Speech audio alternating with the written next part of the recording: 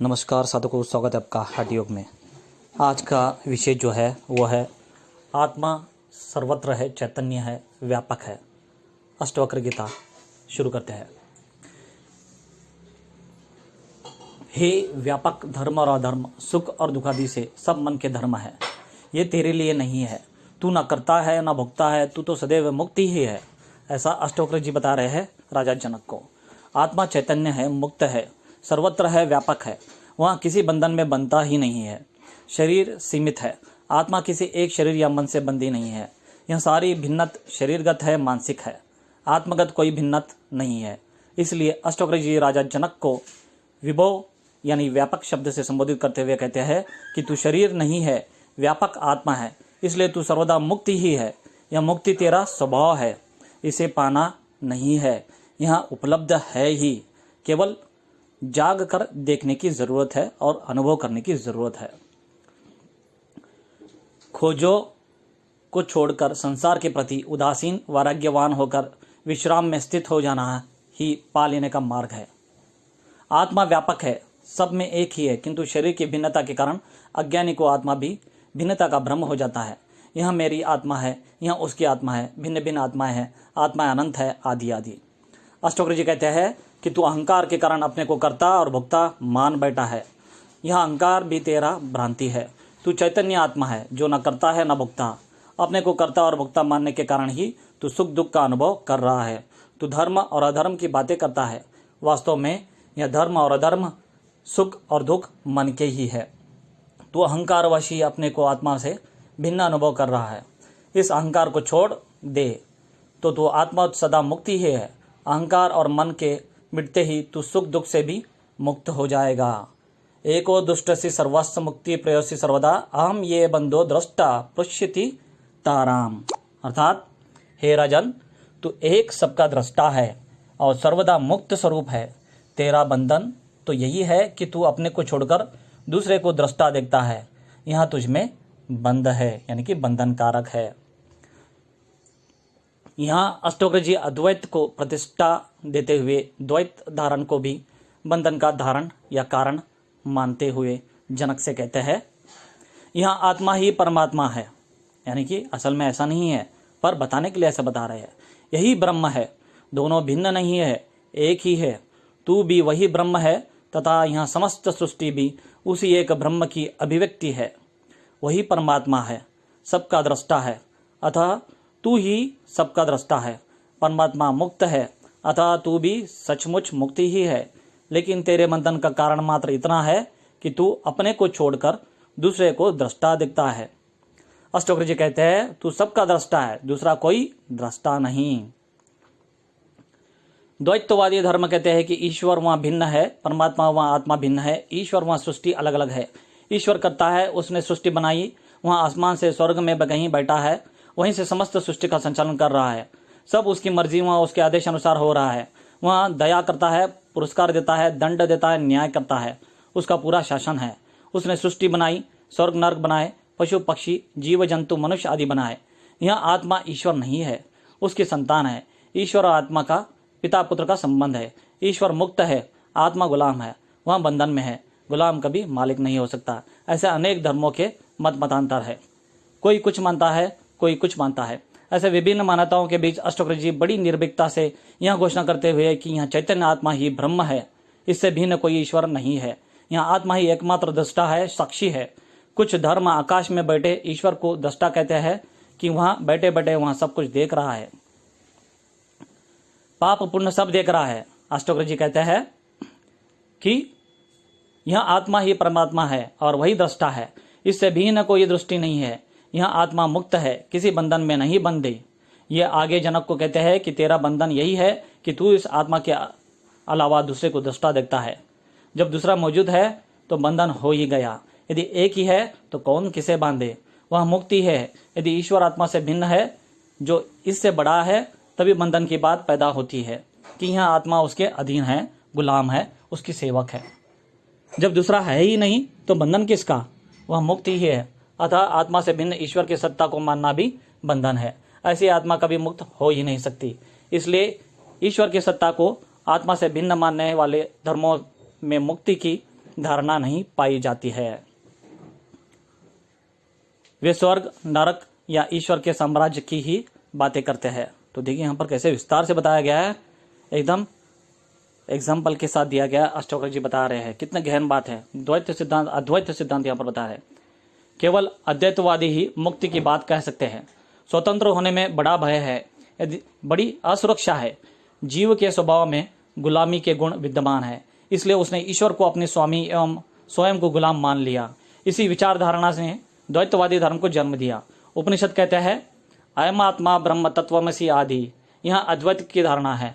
अष्टवक्र जी अद्वैतवादी है, इसलिए वे जनक से कहते हैं कि तू आत्मा है और वही आत्मा सबका दृष्टा परमात्मा है। इससे भिन्न किसी अन्य आकाश में बैठे हुए परमात्मा को दृष्टा मानना ही तेरा बंधन है।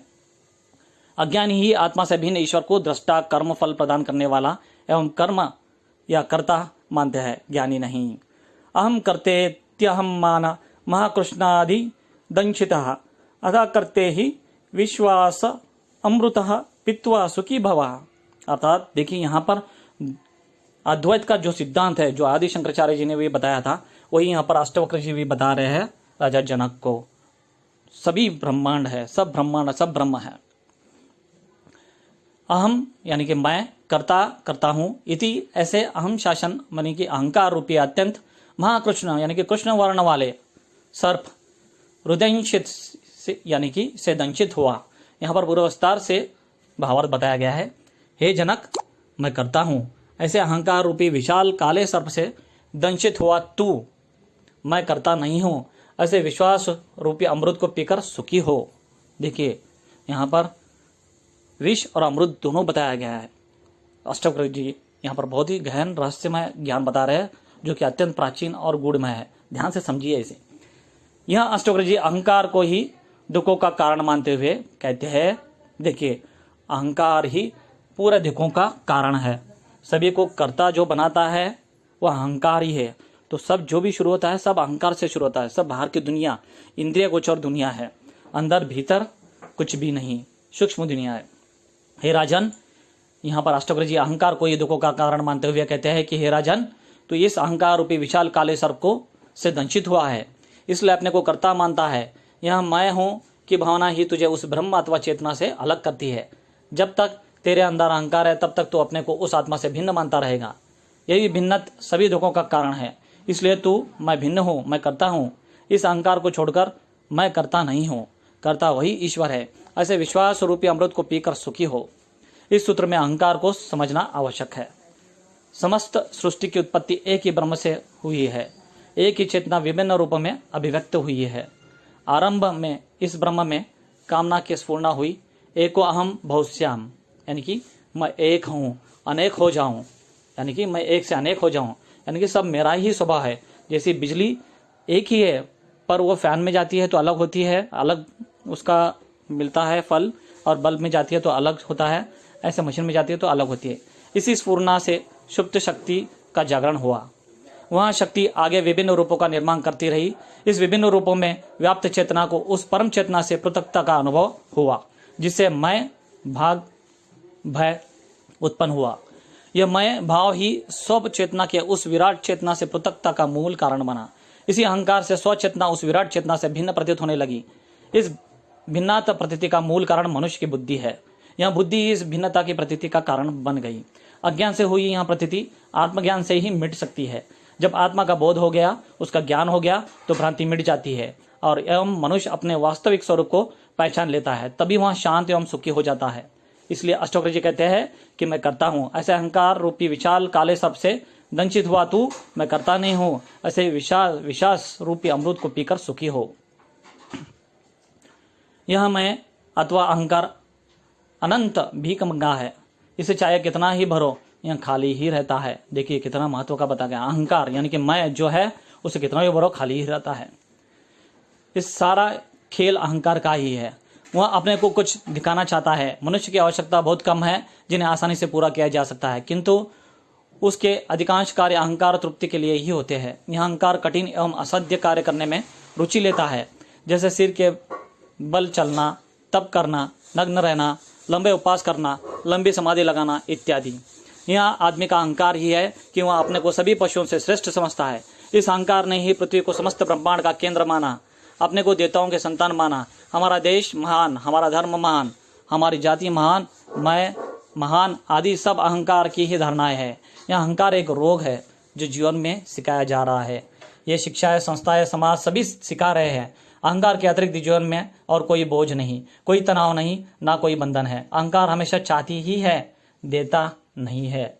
देने वाला निरहंकारी हो जाता है। यह चाह ही दुख का कारण है। जितना चाहोगे जीवन में उतना ही दुख होगा। यहाँ सुखी होने का मार्ग नहीं है। ईश्वर ने अपने बहुमूल्य उपहार मनुष्य को दिया है, किंतु मनुष्य उसमें संतुष्ट नहीं है। इसका एकमात्र कारण है कि अहंकार को मिटा दो। जिस दिन अहंकार मिट गया उस दिन यहाँ कर्तापन भी खत्म हो जाएगा। वह उसी क्षण मनुष्य ईश्वर की समीपता का अनुभव करने लगेगा।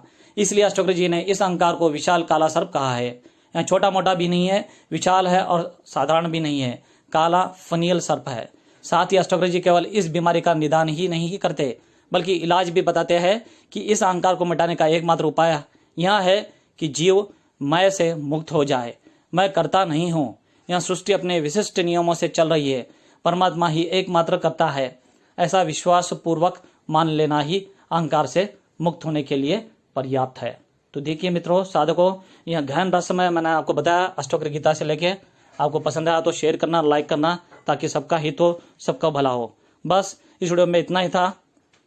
मिलते हैं अगले वीडियो में, तब तक के लिए जय हिंद, धन्यवाद।